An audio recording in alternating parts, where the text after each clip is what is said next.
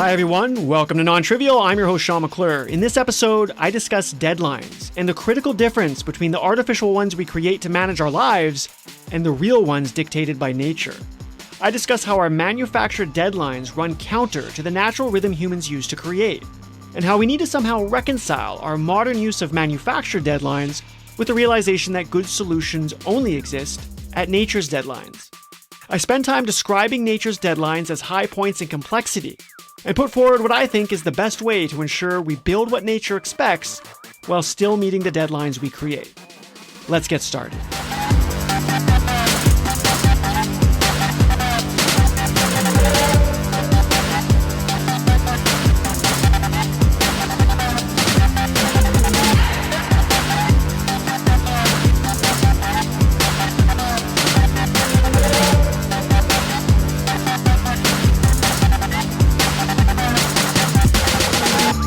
Deadlines are a major part of our modern life, right? We all have deadlines, whether those are self-imposed or, from a boss at a company that we're working for. We're all very familiar with deadlines because, life presents us with a host of challenges and we need to find solutions to those challenges. And really what that means is we need to build things that produce, a certain output that contributes to, let's say, a larger project or whatever it is.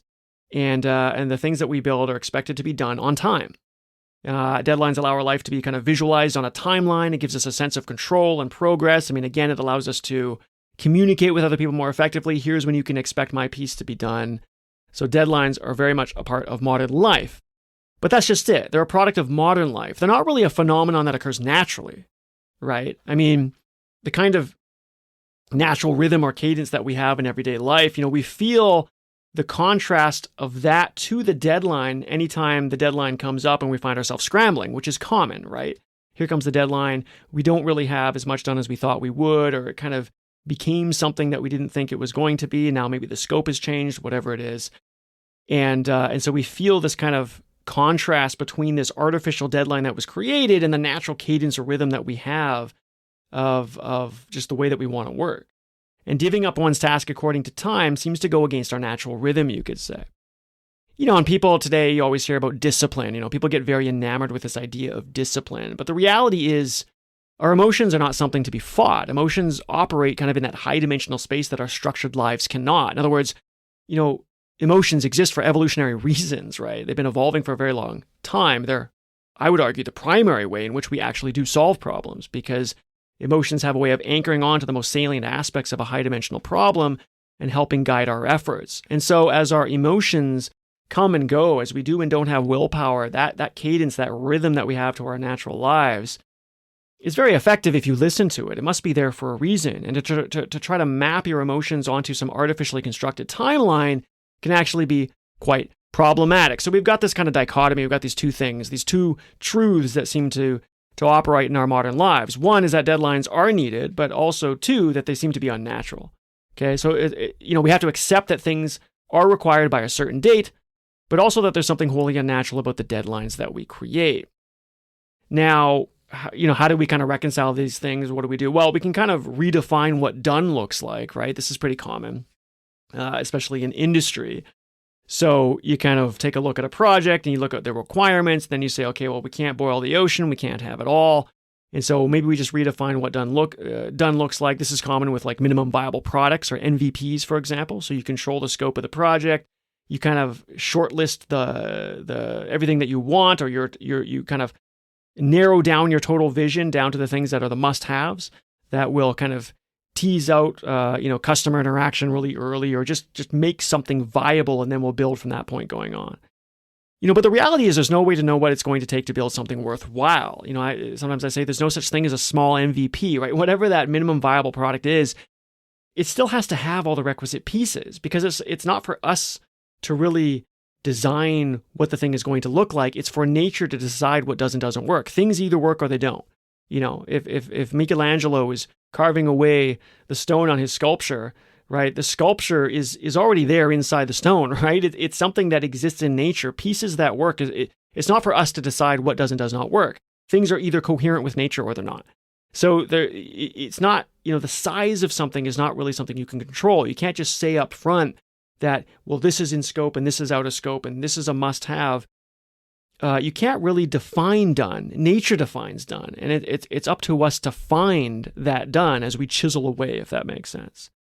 So there's really no way to get to know what it's going to take to build something up front worthwhile. We want to think that our creations follow, a deterministic set of rules like cogs and pistons that produce very well-defined outputs, but it's not really the reality. It's not true. Nature needs a commensurate level or a requisite level of pieces and interactions.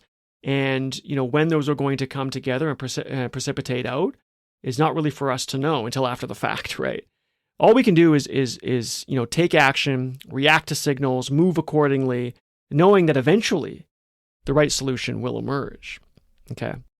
So we have to accept that nature chooses our deadlines. Okay, so let's think about the underlying mechanism here about why and how nature, chooses the deadline. If we can understand that, then maybe there's something in that understanding that we can use going forward to kind of reconcile the fact that, look, we live in the modern world with artificial deadlines, but ultimately it's nature that chooses the deadlines. How do we get those to work together? Well, we can think of solutions that work well as kind of resolutions to optimization problems. So in optimization theory, we typically think of problem solving in terms of a ball kind of rolling down a hill. So there's kind of like hills and valleys. And the lower that ball sits, the better the solution. And that's because the hills and valleys are really the amount of error. So the error would be the difference between what you have now as a solution and what kind of that ultimate solution would look like. So the difference between those would be the amount of error. So a lot of error would be like a ball sitting high on a hill, and a low amount of error would be the ball kind of sitting in the valley. Okay, so in the valleys of our error surface, you could say, are the configurations that work. Okay, it's think about this physically now. It's the physical arrangement of pieces and their interactions that solve the problem of interest, right? But optimization doesn't tell us anything about what those physical configurations are supposed to look like. Like, what are those pieces and what are their interactions? What is this thing supposed to look like? And that's all the more true when we build things that are truly complex, which these days is really becoming par for course, right? We have so many pieces and interactions to the things that we create that there's a lot of opacity there. There's a lot of inability to understand how these things actually produce their outputs. And so trying to figure out the right physical configuration, what pieces and how they need to interact to produce the solutions we need is extremely challenging. We can't just kind of reverse engineer things or peel back and see how they deterministically add up to produce the output, because these are not deterministic things, right? So this is why embracing randomness and naivete is so critical to creating innovative things, because we have to explore a great deal of uncertain terrain in order to exploit the things that actually work. Okay. But that all takes time. It takes time to go exploring and to try this and to try that and to set up experiments and kind of whittle our way down to something that's good. So when it comes to our manufactured deadlines by which we live by in our modern lives, we can't just wait for solutions to converge, right? Again, nature sets the deadline, and we don't know when that deadline really is. It chooses when there's going to be enough pieces with the right interactions that come together to actually precipitate out a solution that works. But when that's going to be, we don't know. And we can't just keep kind of playing in the sandbox until something eventually pops out. Okay. But we can say something about the physical structure of good solutions, even ones that are novel. Any solution to a hard problem must have a structure that is neither too simple nor too random. Okay, so what do I mean by this?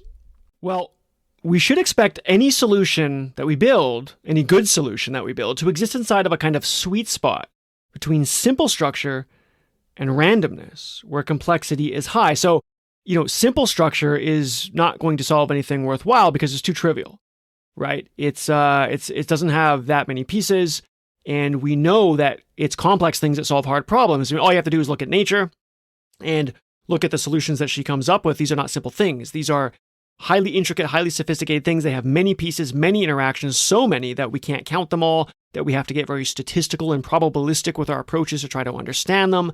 It's very much a universe of aggregate level phenomenon, at least when we look at things like life, right? The things that are solving hard problems, right? Genuinely hard problems. So simple things don't solve hard problems. We already know that. You just have to look at nature to realize this.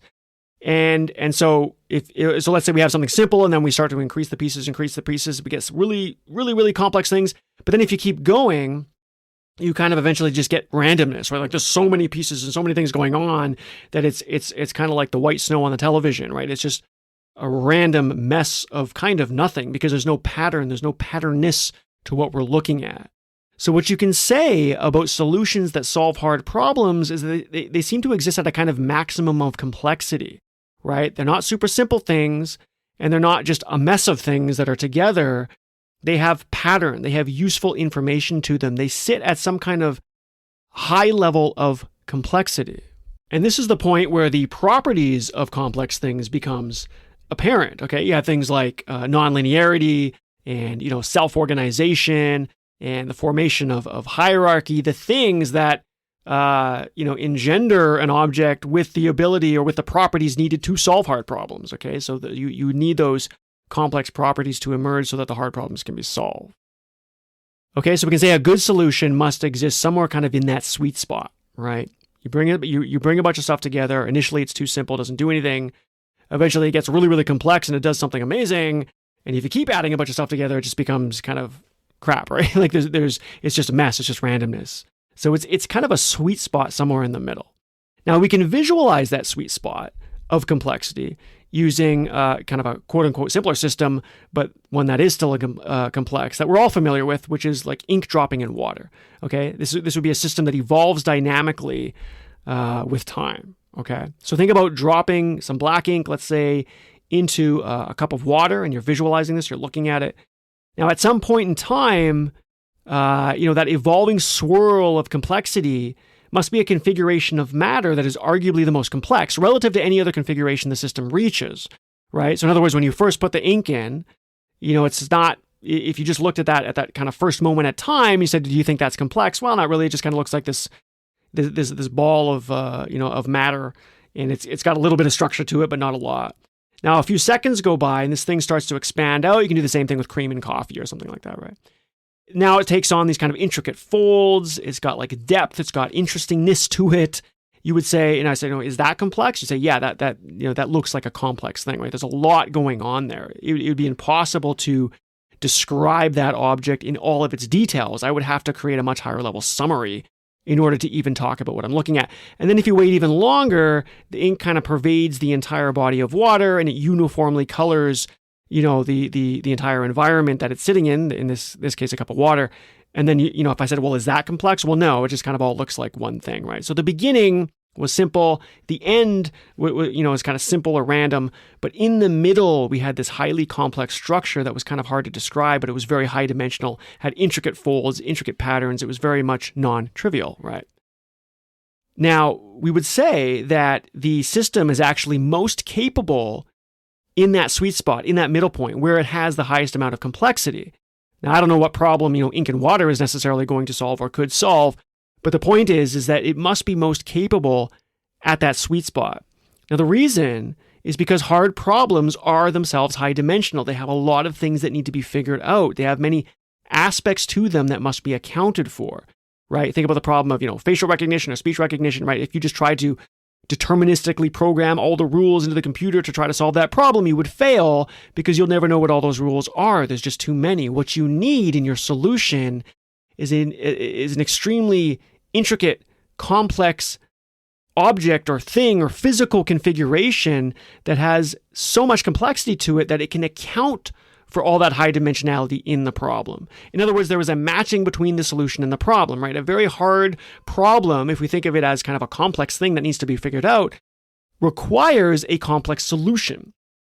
So in that sweet spot, our solutions are the most capable. That's what we're aiming for. That's where nature's deadline should be, right? Because again, nature's deadline is where you have the right pieces, enough of them, and enough of the interactions between them to produce the output that solves the hard problem, and we should expect that to be where complexity is reaching a kind of maximum. Now, of course, there's little reason to believe that we, could predict where that sweet spot's going to be, for a given project or thing that we happen to be working on in life, right? Where would that maximum, complexity exist? We couldn't really predict that with any decent level of accuracy. I mean, complexity is already post-chaos, right? So like chaos, if you think about chaos theory, that's a fully deterministic system, which itself can't really be predicted for reasons of error propagation and all this kind of stuff. And complexity is much more intricate and involved than what you would see in a chaotic system. So it's really, really unpredictable. So there's no reason to believe that we're going to know where that sweet spot is in terms of prediction, which is another way of saying, we don't know when nature's deadline is going to be. You take a given project, You take, these materials and these people and these goals that we want to achieve, you're not going to know when that deadline is. When is the best possible configuration going to precipitate out? It's a completely kind of stochastic arrival time, if you will, a completely random or at least unknown arrival time for all intents and purposes. But what would be useful is knowing if the sweet spot is something smeared out over a long period of time or something that lives for a fleeting moment, right? Because if that sweet spot of kind of in-between complexity is something that, is kind of smeared out over a long period of time, it lasts for a while, then maybe that means that the things that we build, even if we kind of undershoot nature's deadline, that we can still build something pretty good. Or if we overshoot nature's deadline, then maybe it's still pretty good. In other words, the part of maximum complexity isn't really a super sharp peak. Maybe it's kind of like a plateau that goes for a while and then kind of drops off. And so maybe there's a lot of wiggle room there. But in the latter scenario where it is really a sharp peak, then that means there's not a lot of wiggle room. That means if you undershoot nature's deadline or overshoot nature's deadline even by a little bit, then whatever you produce is going to be a very subpar thing. It's going to be a very non-optimal solution. It's not really going to be that good at all. In other words, you really do need to somehow match nature's deadline to get something that is viable, that is actually worth producing, it's going to be turning out to be good in the long run. And so if you think about the kind of artificial manufactured deadlines that we use as part of modern life, because there's no way to know where nature's deadline is, those manufactured deadlines that we come up with are highly, highly unlikely to match up with nature's deadline, right? It's probably going to undershoot or overshoot the peak of the complexity. And all the more so if that sweet spot is a very sharp, well-defined peak. Okay, so how could we know this, right? How could we know if nature's deadline is kind of this sharp, well-defined peak, or if it's kind of smeared out and we have a lot more wiggle room, so that maybe our manufactured deadlines could overlap with nature's deadline to some extent, and it's not all dire. Well, to get some insight into that direction, we can attempt to quantify complexity so that we could, calculate it for systems that evolve in time. In other words, if you come up with a way to look at a system and quantify or calculate the complexity level, and then you kind of watch that system evolve over time and see the shape of the curve that would be drawn out for the amount of complexity over time, then you could take a look and say, okay, did it kind of go up really quickly and create this well-defined peak, or was it kind of smeared out over time? It would give us a sense of kind of how broad that sweet spot is, or narrow, right? So there's a number of ways that we might go about doing this. There's all kinds of ways you can try to quantify complexity. The literature is loaded with a number of different possibilities. Probably one of the most common or popular now would be something called algorithmic complexity. And that's also called Kolmogorov complexity. And, it's got some good aspects to it. It basically thinks about the amount of complexity as, the size of the program needed to give a description of the object you're looking at. So for example, if you had like a bunch of characters, A, B, A, B, A, B, A, B, A, B, that just kept repeating, and then you compare that to another string of characters, which is like C, J, 2, Y, whatever, that looks a lot more random, well, you would say that first string of characters is of lower complexity because you could describe it by saying something like repeat AB 16 times. In other words, I could produce a kind of short sentence to describe the kind of the structure that I'm looking at.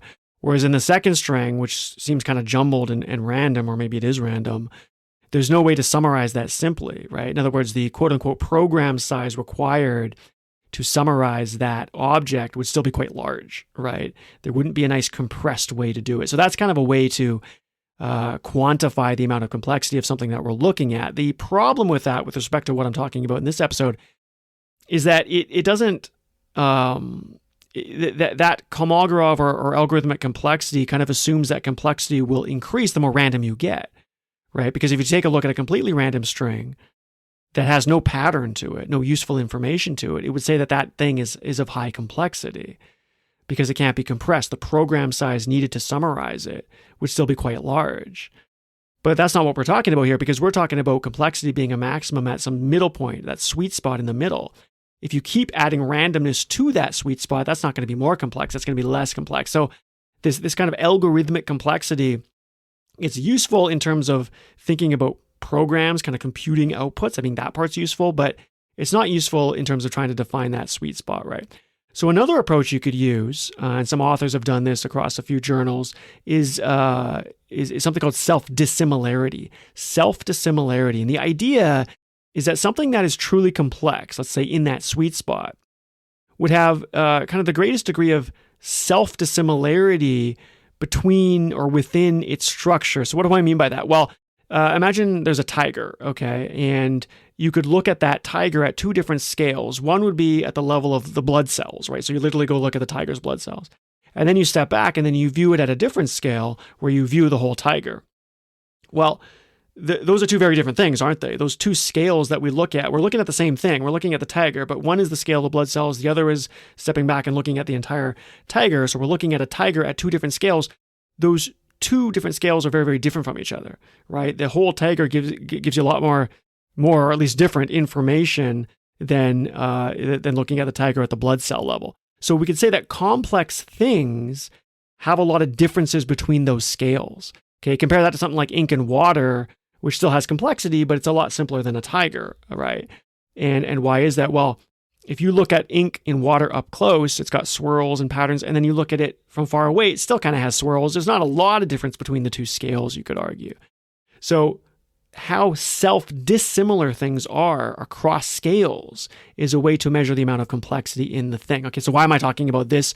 Well, it overlaps with what we're trying to do, what I'm trying to do in this episode or this essay, which is to get at a sense of complexity that is structural in nature.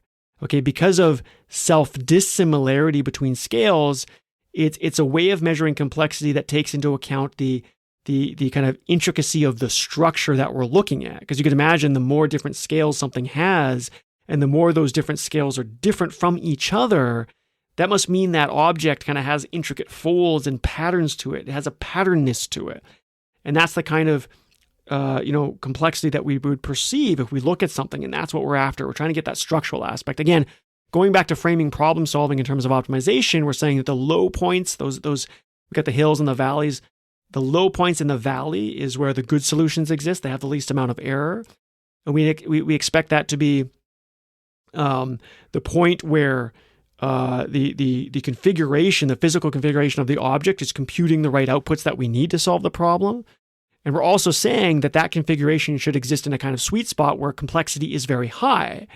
And so we want a way to measure complexity of systems that looks for the peak in that complexity, right? Whether it's narrow or whether it's broad, but does so in a way that understands complexity in terms of this sweet spot, in terms of the structure. Okay, so hopefully that all made sense. So that's why we're going after this kind of self-dissimilarity measure of complexity. It's one that works with the kind of narrative that I'm using in this particular episode. Now, one way you can do that is through a process of renormalization. I'm not going to get into all the details. I write more technical versions of these pieces on Medium and Substack, so you can go check out those if you want some more of the details. But basically what you're doing is you say, okay, let's take one scale, like the blood cells of the tiger, and let's take another scale, maybe like a picture of the entire tiger. And there's a way to compare those two scales and look at the additional information that was present between them. And you can do that for all the different scales, all the different kind of levels at which you could look at a system and kind of add them all up and then get this complexity measure at the end. So anyway, let's say we do that. Okay, we've got this measure of complexity. It takes into account the physical structure, which is what we want, because we're thinking we're trying to understand the physical structure of that sweet spot where complexity is maximum. And we can take a look at, let's say, a video of ink dispersing in water, and we can take snapshots of the images of that ink dispersing in water and do this kind of renormalization process, which takes a look at those images at different scales and understands the structural complexity over time. Okay, so step back from all that, even if they got a little jargony for you. All we're doing is we're going to measure the complexity of something we're interested in. And we're going to see that as that complexity moves or increases and decreases over time, whether or not we get that broad peak or whether or not we get that narrow peak. Again, a narrow peak means nature's deadline is a very specific point in time, and any manufactured deadline that we come up with is unlikely to match up with it. A broad kind of peak or plateau of structural complexity for that sweet spot would mean that our manufactured deadlines have a good chance of overlapping with it. So maybe we can still make something good. Okay. So it turns out that if you do this, you do actually see the sharp peak. Okay. If you measure the structural complexity, that's what we'll call it, just structural complexity, right? Of that system. So ink and water, let's say, you'll see At first, obviously, the complexity is very low. Just like we said, it's kind of like this tight ball of matter. And then as it starts to spread out, the structural complexity, as we're measuring it through renormalization, goes up to a very high point, and then it precipitously drops down again and goes back to a low point. So it's indicative of that sweet spot that we're talking about, where we expect complexity to be high for only a moment in time, but it also shows us that moment in time really is just a moment. It really is quite a sharp peak.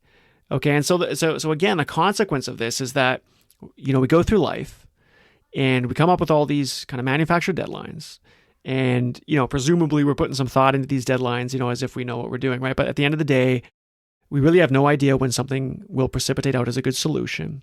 And so it's just statistically highly unlikely that a manufactured deadline that we come up with will overlap nicely with nature's deadline. And because nature's deadline is a fairly sharp peak, there's good reason to believe that whatever we do come up with is actually going to be quite subpar, unless we have a way of somehow knowing, what that really good configuration at nature's deadline should be, right? So imagine that peak going up high, and then you drawing kind of a line down that peak and saying, this is where, the right pieces with the right interactions come together to precipitate out what's needed to solve the problem. If we could somehow know, even though we can't know where nature's deadline is, if we could somehow know what constitutes those pieces, and if we could somehow choose the right pieces and choose the right interactions, then it's kind of like entering the peak earlier.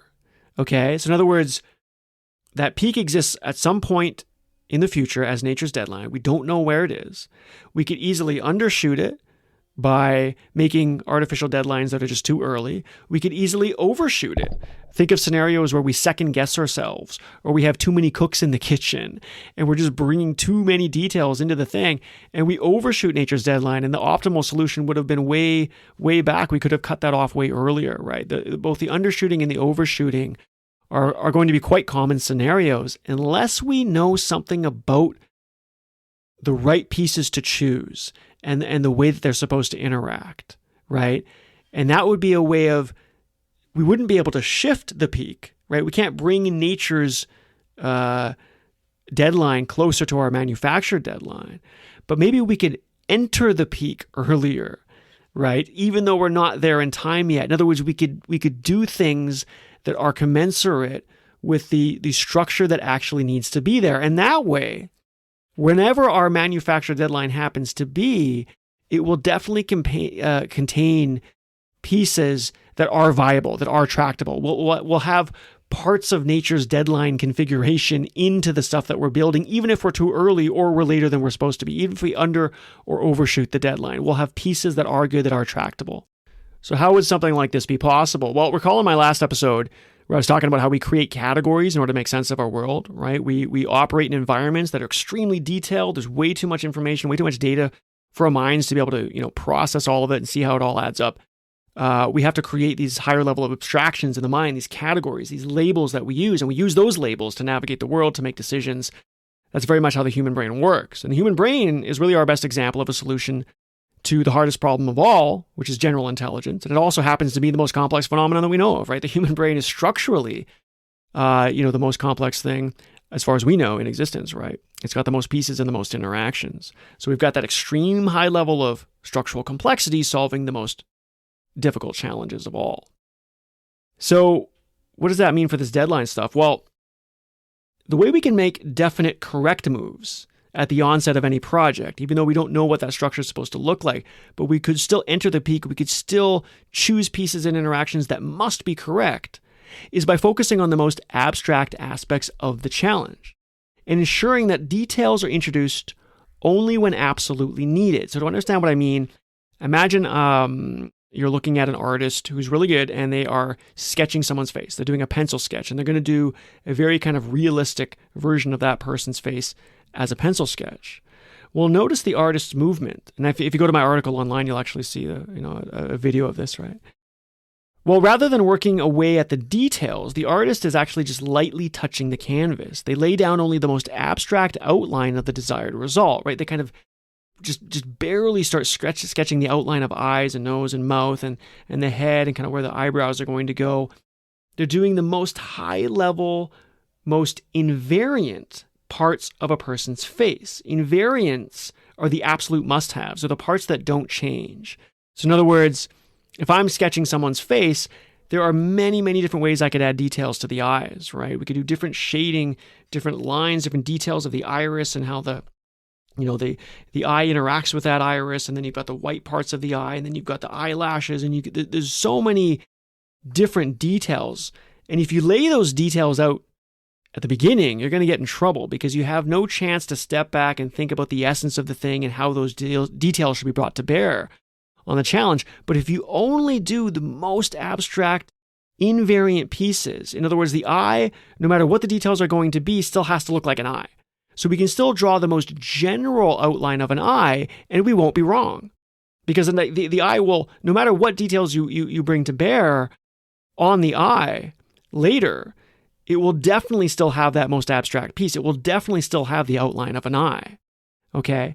If we are writing a story, and we want to tell a story to someone, or a script for a play, or a movie, a show, we could change characters at any given time, right? The details of the characters or the surroundings, those are all in flux. Those could always change. But you still have to have a narrative structure. You still have to have a certain structure that will always be there.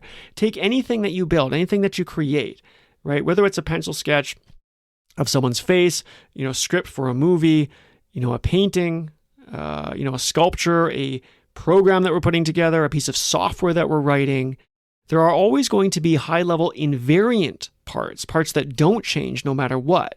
And then there's going to be a whole mess of details that could change at any given time. If you want to enter the peak early, if you want to make sure that you're getting aspects of the structural complexity that must be there, then it behooves you to only lay down the most abstract invariant pieces of what you're creating at any given time, and kind of leave the addition of details to the last possible moment when you're absolutely, or at least fairly certain that they should be added. Okay? And there's, again, going back to the human brain, right? There's a reason why we use categories, why we use high-level labels to navigate our complex world, because those things are true. The invariant pieces must be true. Out of all the details that could change, those are the sticking points. Those invariant, I like to say invariance is truth, right? Invariance is truth. So if you want to enter the peak early, if you want to make sure that you're getting parts of the structure that must be there, regardless of where nature's deadline is, and regardless of where you've decided to manufacture a deadline, right? If that cutoff date has to have parts that work, then you need to make sure that you're always choosing the most abstract invariant parts of what we do. Okay? If I'm writing a story, let's think structurally about the story. Let's think about the fact that we've got, characters that get introduced, and that maybe some tension starts to rise, and that there's going to be a climax. That's what's important.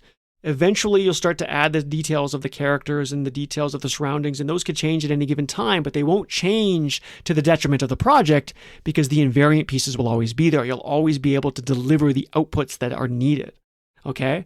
Now, again, the more in line your manufacture deadline is with nature's deadline, the better it's going to be.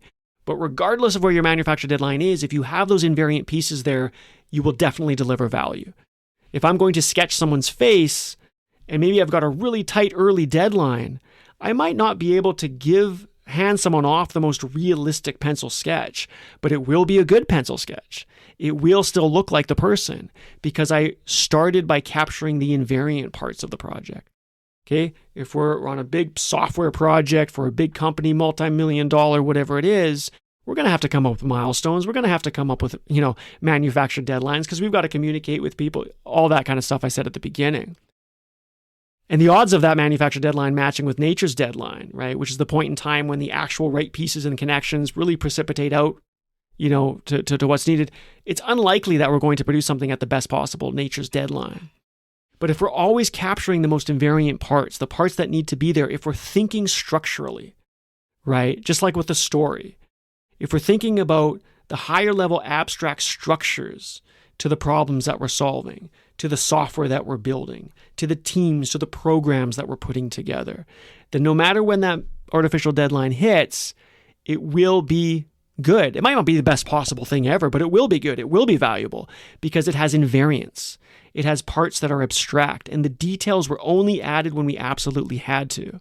Okay? And it also serves as a much better kind of construct that can be built off of going forward, because what you built were the invariant pieces, which means details can be changed and added. It's much more modular and all that kind of stuff.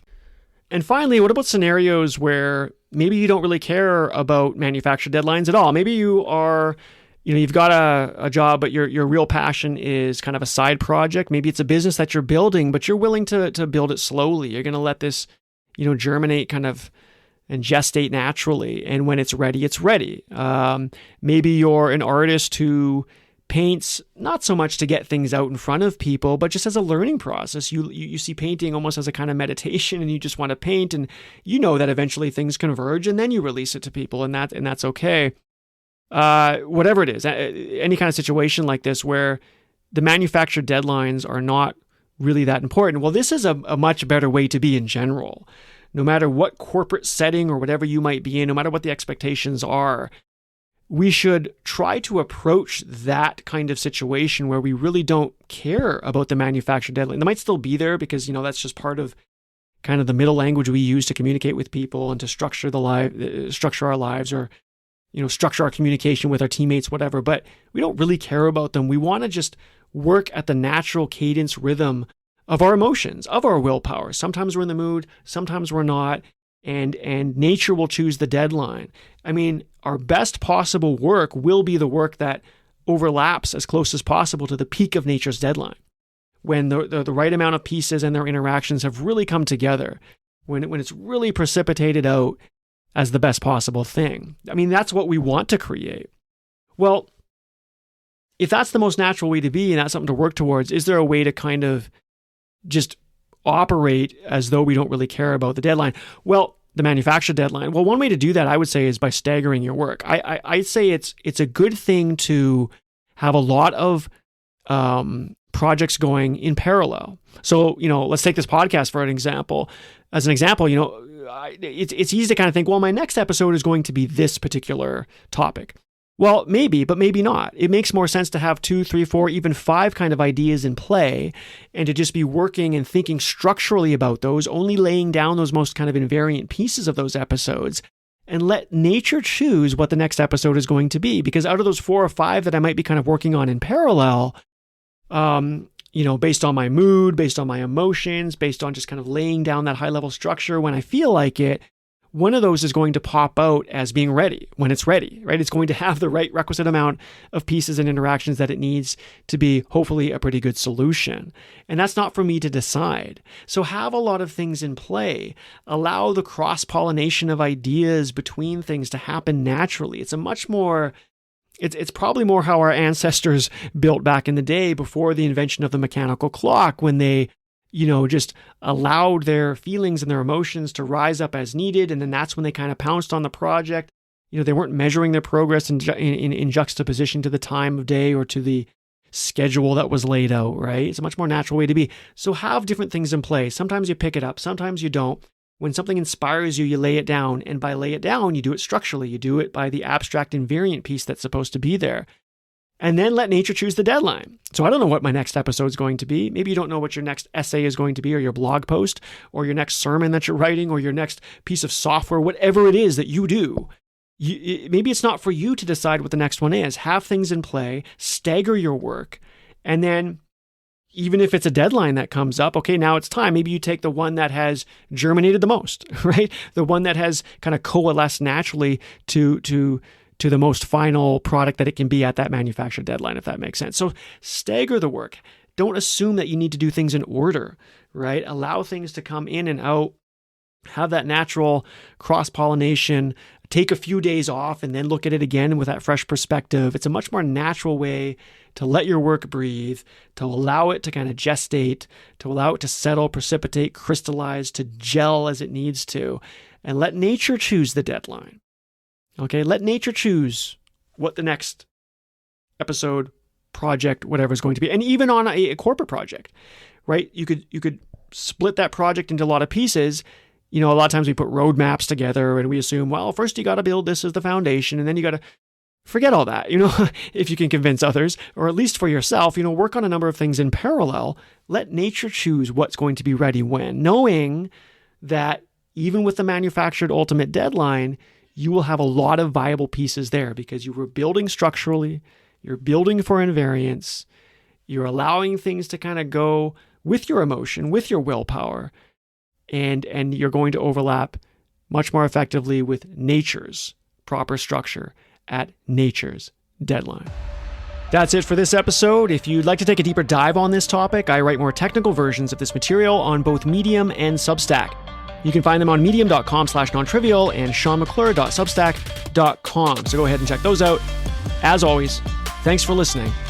Until next time.